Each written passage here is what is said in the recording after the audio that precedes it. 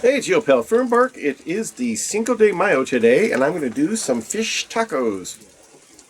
So while I wait for my fire to calm down just a little bit here so I can fry my fish up, I'm going to go ahead and get my tortillas warming up in this 12-volt heater that I got hooked up to my Blue Eddy EB3A, if anybody cares.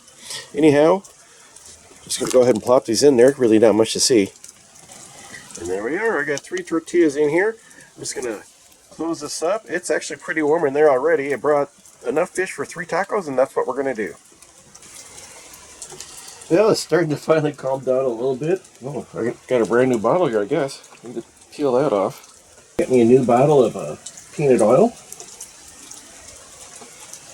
I don't want to waste too much of this. I have some breaded Alaskan pollock from Trader Joe's. And I was going to do a whole kind of make my own batter thing, but now that it's been raining and crappy all day, I don't feel so bad about it.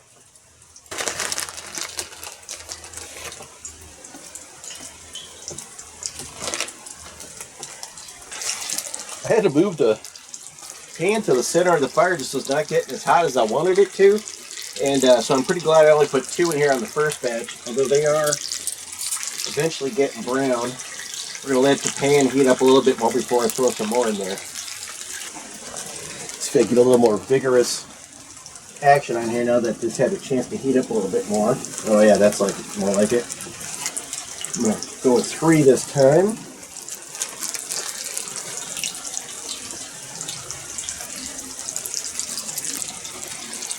I was going to make my own tempura batter using this Modelo, and then crack the expected and mandatory joke, oh, what am I going to do with all the rest of the beer? You know, we know. But anyhow, I'm glad I didn't because it's crappy out and I just don't feel like mixing it in the rain, and these little cubes are looking like they're going to be pretty good. That's how you do it. And last but certainly not least, these 2. So I got my salsa verde, some quesadilla cheese. I got some onion, lime, and tomato. And of course the previously seen Modelo and fish taco sauce. And I have some slaw that I brought up in a bag. So pretty easy peasy. Let's get started on this assembly. Ooh, this 12-volt warmer is really warm. These are piping hot. Yikes. I'm not sure how to assemble this. I'm just going to go with what feels right. I'm going to throw a little cheese on the bottom. I'm going to put a couple of fish squares on there. Put some onion on the side. A little tomato. Some coleslaw. Starting to look like it's way too much stuff for this one taco. Ooh, that's way too much sauce. Just gonna go ahead and maybe scoop a little bit of that off of there. Kinda went nuts. A little salsa verde. I'm gonna say this does not look very traditional, but I am starving and I bet it's gonna be good. Here we go. Taco numero 1.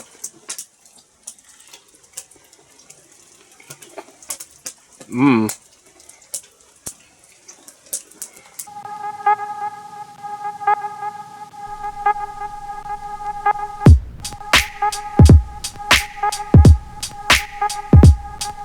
Turns out this thing worked out really good as a warmer.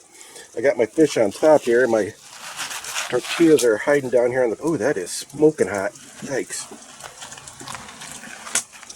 I had to put the camera down because I couldn't do it with one hand anyhow. I thought I was going to eat all of that fish, and I'm pretty sure I'm going to be done after this first one. Although after the first bite, I was pretty sure I was going to eat all of this with no problem and want more.